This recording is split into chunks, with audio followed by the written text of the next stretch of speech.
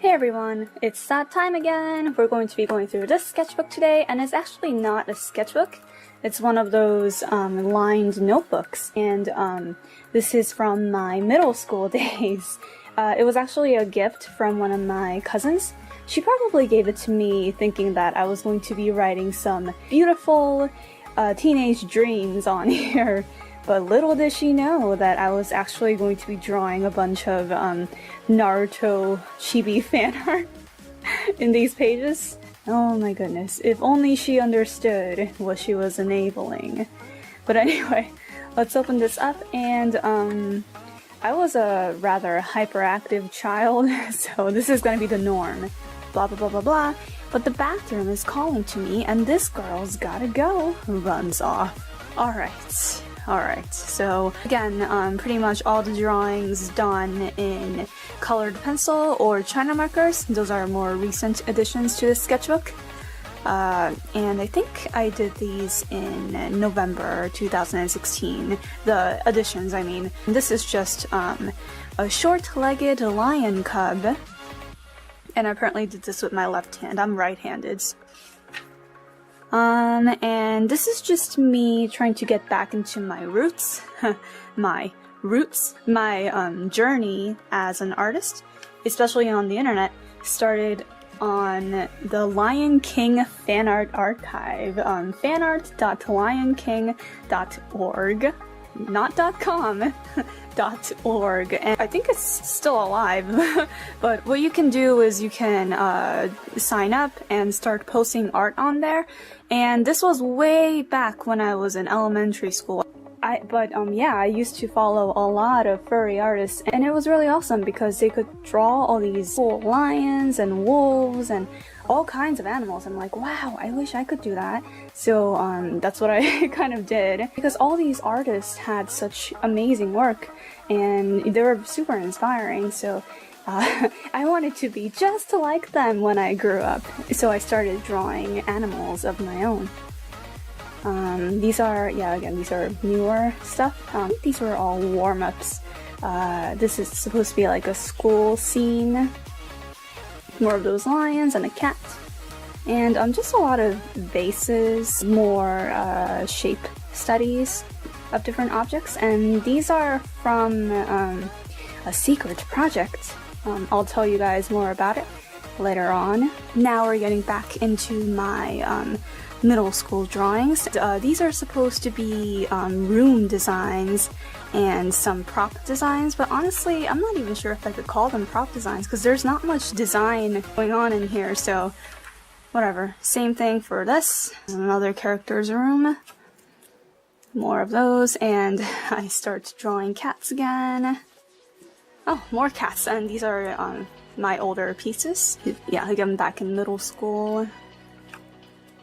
And just a bunch of studying. I think a lot of these are studies off of master cartoonists. So think Mort Drucker, Jack Davis, and Norman Rockwell. Although Norman was more of a painter, though he also did a lot of caricature, and caricature kind of counts as cartooning, right? Oh, and this was my environmental design.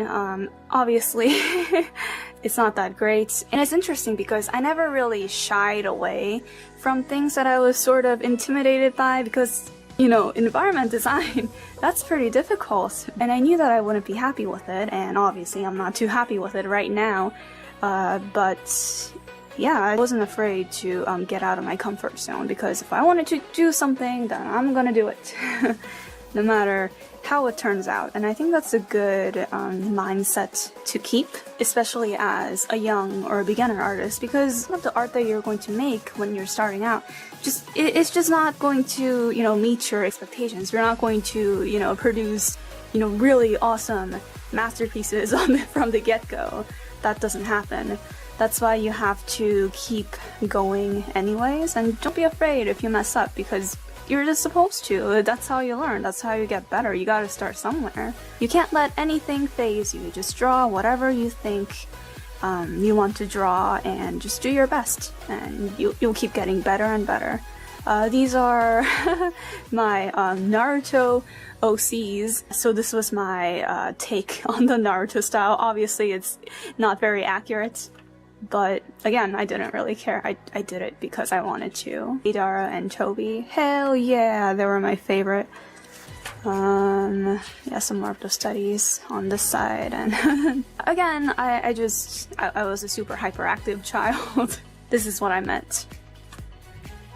Chibi Naruto, and I think yeah, these are some robe studies. So I used to do studies way back then too, which is interesting. And a lot of the artists that I idolized used to do a lot of flash animations because I was a kid around the time, the golden age of Newgrounds. A lot of flash animations around me, and it was just awesome. But I couldn't make any of my own because I never had access to Adobe Flash, which is a pity, but I really can appreciate works made in Flash. Ain't nothing like a good Flash animation. And some more stuff. A lot of planning, you know, environments and places, because I was trying to make concept art for my cute little stories, which were pretty much Naruto fanfiction, but with my own OCs. I know, like the worst kind of them all. And this is one of my Naruto OCs again. She was one of my main ones, and she had a fox form because, again, I was a low-key furry artist. And oh, I drew in pen. Wow. Yeah, drawing in pen is kind of scary, isn't it? Because you're no longer able to erase, so there's suddenly so much more pressure with your drawing. But again, I didn't care, I just did whatever I wanted to.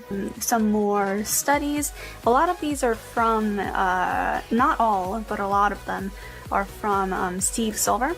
He's phenomenal. He's the character designer who worked in Kim Possible, Danny Phantom, and a lot of other animations that just aren't coming to me at the moment, but he's just amazing.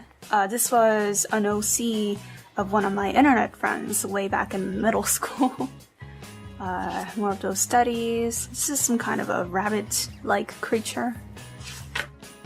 This is, again, for that secret project that I'm working on. Same thing for here. More cats. This seems to be a ninja cat. Oh my gosh.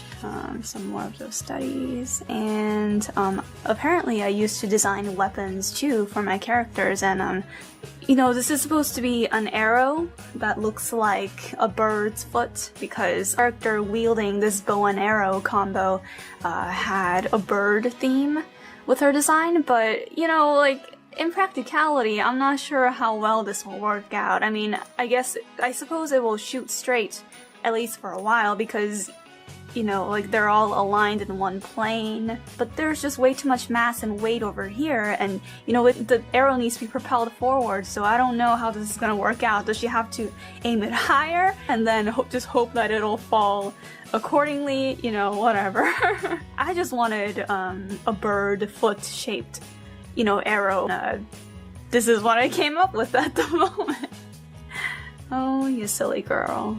A ninja, not dressed like the typical Naruto ninjas.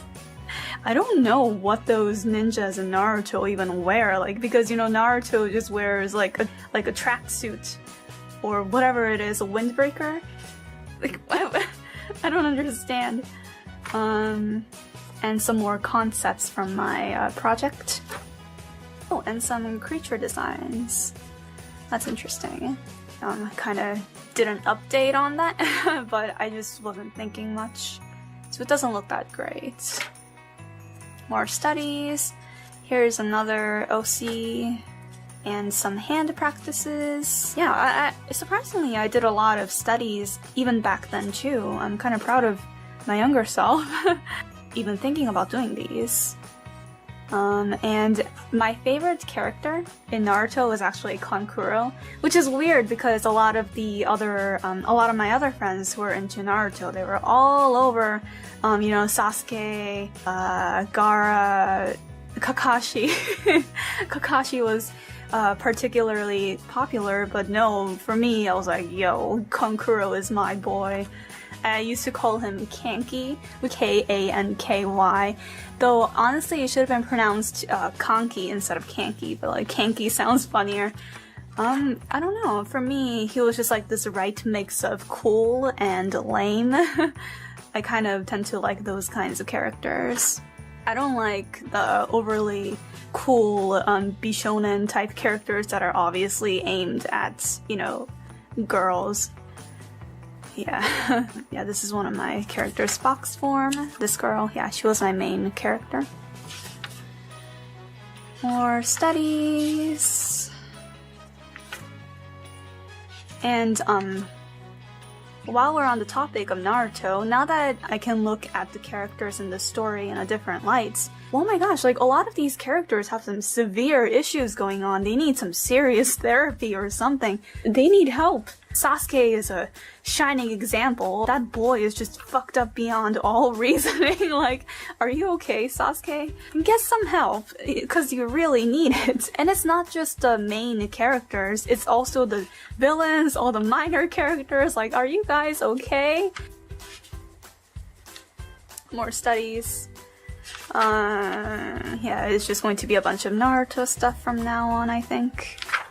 Yeah, Kankuro, he was just awesome. Kankuro has this dialect, and he always, not always, but he usually adds jang, blah blah blah blah blah jang, at the end of his sentences, and it's just really, really cute for some reason. Yeah, I liked Kankuro. He's funny, and he's just a weirdo. Like, even his character design, I don't know if he's supposed to look like a cat, if he's supposed to look like a bat. You know, like, what are you, Kankuro? What are you trying to be? And he has, like, kabuki face paint going on. He's just a mess, and maybe I just like him so much because he's so freaking relatable. And, that does not look like Shaoran from Tsubasa Chronicle at all. Some more notes. We're almost at the end. Deidara and Kisame. Wow! Oh my gosh. Oh, Itachi's on a llama. Orochimaru, yeah. Orochimaru, what is wrong with this dude? And Deidara and Toby. This was around the time when it wasn't confirmed that Toby was Obito, so people were speculating because it's so obvious, and Kishimoto at first denied it, and then he's like, oh yeah, yes, it's totally Obito, yeah, you guys got me. Good times. And that's it. Yep, I guess that was a pretty nice snapshot of my middle schooler mind. Oh, child. Anyway, thanks for watching. There's another sketchbook video coming right up, so keep an eye out for that, and I hope to see you on the next video. Have a great one. Bye bye.